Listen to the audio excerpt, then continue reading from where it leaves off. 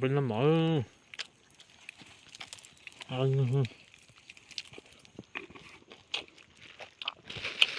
บุกไข่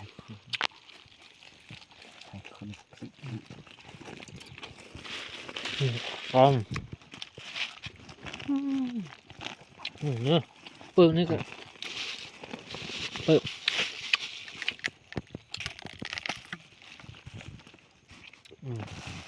เขาคอนะคุณเด้ตัวนี้ที่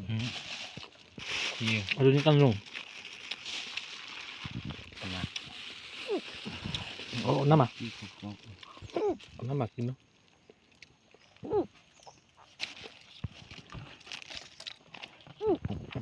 กินหน่อยลองมาเอาเจอโอ้ชัวร์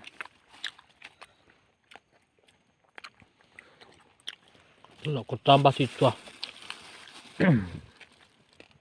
ใครเจ้าตอนนั้นจะกินหมดเลยอ่ะ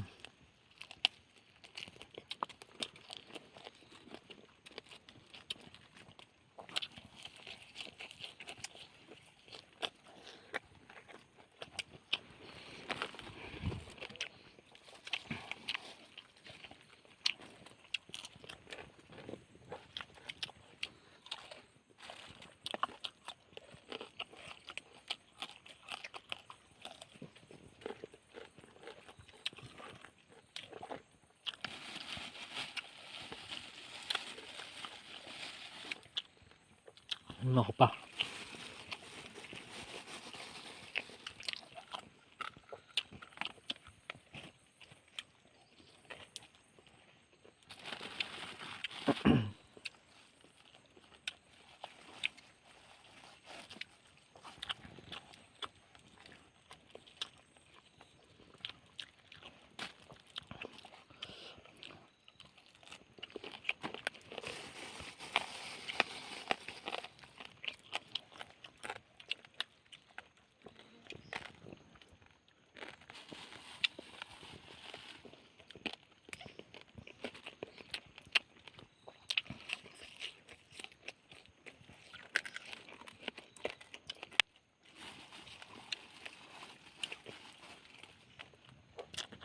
ใครเจ้า